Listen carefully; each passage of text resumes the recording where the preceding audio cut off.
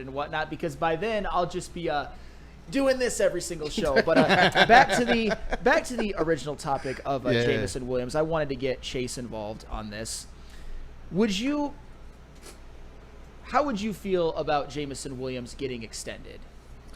Wouldn't bother me none. I'm all for it. I mean, sign him now before the price goes up. It makes it simpler and makes it easier on yourself. Just a little bit of forward thinking, which Brad tends to be a little bit ahead of the curve with. So he was with the Jahmyr Gibbs pick for sure, at least. And so I'd love to see him ink up a deal and be on this team long term. Obviously he's shown that he's pretty electric and explosive with the ball in his hands, and I think we were able to give him some more touches. He's able to stay healthy and stay on the field and continue to blast them. He'll only just get better. So, and speaking of Jameson Williams, that was a well said, Chase. I believe it was JT Olson in the chat. I lost it, but I remember what he said. He said, "Would you feel comfortable giving Jameson Williams $25 million a year?" And this is coming from old Flannel Sam, the JMO hater. Yes, I would. 100% I would. $25 million a year is potentially a bargain. That would make him, let me just do a little calculations. According to my calculations, no, but for real. The 14th highest paid wide receiver in the NFL, according to AAV. The 14th. And a lot of people in this room, I think a couple people in this room and a lot of people on this network, a lot of people in this chat think that Jameson Williams is going to be an all-pro next year. Some people even think he has potential to be first-team all-pro, and I see this from WheezyD313 in the chat as well. Pay him now before he has a 1,300-yard, 10-touchdown season. He can have that next year. And that's what I was saying at the very beginning. Because, yes, Jameson Williams absolutely broke out. He had his 1,000 yards. But there's more that you can tap into. He could be a guy that gets almost 70 receptions. He could be a guy that's top 5 in the NFL in receiving yards. Especially when you have a Brad Holmes who's been able to go out there and find your 3 and 4 wide receivers on some budgets, man. And they come in and they actually perform. I like what you get out of your guys like Raymond and out of Patrick. And I believe that as long as you can continue to hit on those guys at a discount, then it allows you to be able to carry the bag as it relates to your number 1 and your number 2, because you know that you're getting just a little bit more. Amon-Ra is going to be your sure-handed possession receiver. That is your dog. And then J-Mo is the guy that you're sending out, not just as it relates to taking the top off of a defense, but also how you start to get versatile with your offense. And I think it inspires things. There's sometimes, I don't know, when you see J-Mo and Amon-Ra start to go in motion, I absolutely love it. And to have a quarterback with the IQ of a Jared Goff, that's where I believe you keep these types of pieces around him so that you can maximize who you have in the Jared Goff. It's not just about the offensive line in front of him, but it's also what you're able to do with these offensive players and these skill positions around them to keep these defenses in a position where they look confused. Think about how many juke moves we've seen from Jahmyr Gibbs and Jameson Williams over the last year and a half, 2 years. Just how many absolute juke moves in open space. Or even, I think it was Jameson Williams against the Vikings, where they threw it out to him in the flat, and it was just, hey, you're going to have to just juke this guy. And he did it. It was just the dance, got him, ankle breakers, spin move, gets the first down. When you're looking at Jahmyr Gibbs, whether it's the Bucs, whether it's the Vikings, whether it's David Montgomery even against the freaking Seahawks, we see what this team is capable of. But when you look at it from a perspective of J-Mo and Jahmyr Gibbs, I believe that they take this team to the next level, and I do believe that they help tremendously at Jared Goff. Oh, absolutely they do, and they have, and they will continue to. But Terrell Lamar, he brings up the point, $25 million, that's not enough. Maybe not, which is why I said if that were possible, considering Jameson Williams hasn't quite had like his superstar arc yet. That's why you I would do early. It. I would 100% do it. And also Matthew Kruger. Krugy, you're doing what you do, man. Come on. I would like to see J-Mo turn into a Julio Jones of 10 years ago. Then I'd be convinced I'd be a Krugy, you're a valuable member of this chat. Yes, sir, Krugy. Julio Jones of 10 years ago, if you dropped him into the NFL right now, would be the best receiver in football. I think even better than Justin Jefferson. You're asking Jameson Williams to be the best, then maybe I'll consider getting on a train of paying him even $25 million if he becomes the best receiver in football. I don't think that's realistic, but that's okay. That's fine. I've seen you do this type of stuff before. It's like if Terrion Arnold, how many pass breakups did he need Terrion Arnold to have? It was something outlandish, something that Revis didn't even do. Respect.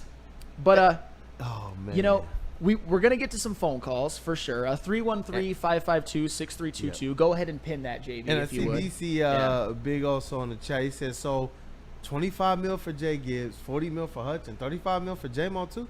Look, the cap goes up year by year, and Brad Holmes has shown that he's able to make these things happen. We were sitting here questioning and wondering, just as I remember you, chat family, questioning and wondering. Some people thought Kirby Joseph was going to be the odd man out. You can't sign both Kirby and Branch. So people were saying, you got to just bring back Branch. We know how he feels, how Brad Holmes feels about Branch. But what he still do? Hey, Curbs, here's the bag. I'm talking not just paid, not even a hometown discount. We're going to give you a historical bag. Like, that's what he did. And then you still look at their outlook in their cap situation, you realize they still have the ability to do this. When you think about players and situations not for Super Bowl expectations, like Calvin and Megatron and I don't know, like Decker and some of these guys that I can go back into some of the other older players, what did you see them do just to try and put the team in playoff contention? We saw them go out there and restructure their contracts to do that. We saw Sue do this over and over and over again, to the point that when the balloon came ready to pop, it put the Lions in a very bad corner. So you want to make sure that you at least get a Super Bowl out of this thing. But Brad Holmes is navigating this cap a lot better at a time where I do believe year after year, you're going to see this cap space go up in ways that go well beyond expectations, like it just did the last two seasons. Yeah, and whoever said J-Mo at 35, I probably, I probably wouldn't give him 35 a year right now, if I'm being honest. That's a little bit too steep. But one more, this is Ed O'Neill. What's more likely, J-Mo leads the NFL in receiving TDs or Branch leads the NFL in interceptions and safety sacks? I think the most likely of the three is Branch leads the NFL in interceptions. Me personally, I think asking J-Mo to lead the NFL in receiving touchdowns is a little aggressive. And when it comes to safety sacks, that's more Kyle Hamilton's, really, that's more his game. But Branch leading the NFL in interceptions. Hey, Spenny called Kirby last year. Ed O'Neill, shoot your shot right now. I'm not quite ready to go there, but go ahead and shoot your shot. I'm not saying it's not a crazy opinion. So the topic is Jameson Williams. That's somebody who I know. J-Mo, as much as Roddy Green is one of Flannel Sam's godsons, you and JB Smooth probably share J-Mo as it relates to that being your godson. 100%. What are you talking about as it relates to J-Mo, that next level, worth the money and all that? Talk about J-Mo. I think Jameson Williams is 100% going to earn whatever type of extension he wants, make it 35 million, 30 million, 25 million. So you're going up into the stratosphere for J-Mo. 100%. 100%. I think he's a game changer. I think he brings the best out of Amon-Ra. I think he brings the best out of Goff. I think he brings the best out of any offense that he's going to be in. I think he's just, like Allen Robinson talked about the other day, he's just a big play. Every time he touches the ball, he averages about 17 yards per catch.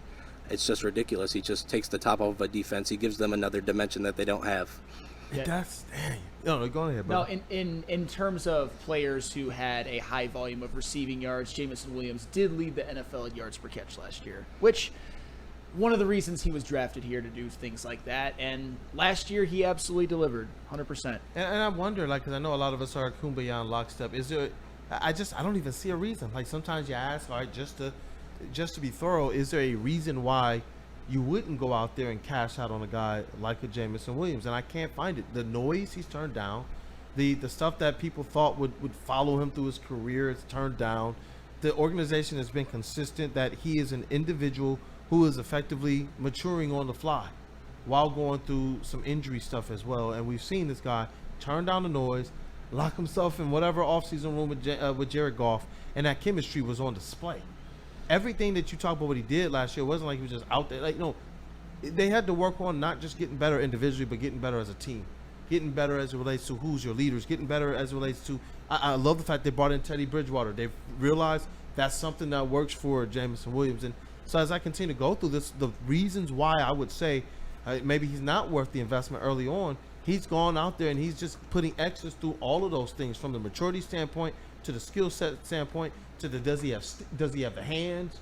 Can he catch downfield? Remember what some of the people were saying about early on, because he did have some faux pas. But now you're looking at him and it's like Jameson Williams looks like more than a complete receiver, Travis. Yeah, and I was going to say, you talk about these last 2 off seasons, who Dan Campbell and everyone in that locker room is talking about who's taken the biggest steps these last 2 off seasons is Jameson Williams. He's working the hardest. He's taken the biggest strides. I mean, I don't know how you don't pay that guy. Man, but into the stratosphere, you're going up into the 30s 100%. I think he's the best receiver on the roster, talent-wise. It hasn't been proven in the stats, but it will be this year, I think. Yeah, talent-wise, no question. Talent-wise, that's 100% fair. Like I said, I still need to see. I still got Amon-Ra as the wide receiver 1 of this team, but who knows? That could change. And just for some context of money-wise, because I said if somehow the Lions were able to get a deal for $25 million a year, me as the J-Mo hater would be doing a backflip. 35 though, I'm not giving him 35. I was going to ask, right where is now. 30 to 35 putting them in the as it relates to other wide receivers? All right, so 35 million a year that's Justin Jefferson, buddy. That's more than CeeDee Lamb. That's more than AJ Brown. That's more than Amon-Ra. That's more than Tyreek Hill. That's the only person who has a higher AAV is Jamar Chase. I'm not giving him 35 right now. But I don't think it would take 35 million right now. I really don't. Not right now. If you wait, if Jameson Williams has that season, like maybe a prime Tyreek Hill season this year, then he probably will get something like that, which is why I'm continue to come around more and more on, if the Lions are just going to try to pay everybody, make J-Mo like a valuable asset. Make him cheaper and let him play above his market value. You know what? And I'm seeing I see you there too. I'm salty. See, I'm pretty sure they lost the receivers coach too. I'm gonna miss Antoine Randall, who I know he had a really good connection with Jameson Williams. We saw some of the sideline stuff there, but this is where when you're talking about J-Mo, if he's gonna be worth that bread, this is the point in time where now the next step in the maturity, the next step as it relates to growing up as a football player, is him stepping into the individual responsibilities, and part of that is. Yes, you want to have a good camp around you. I believe that Brad Holmes has that. But I don't think that he's in a position where he needs Antoine to kind of handhold him the way that maybe some people thought that he was before. I believe Jameson Williams is stepping into the position now where he's his own guy. He's his own star. He's his own player. He has to be able to be a person who can effectively walk without the hand being held now. So though I would probably feel even more comfortable with Antoine Randall here, you still have to believe in who Jameson Williams is if you believe in his talent and you believe that he's worth that.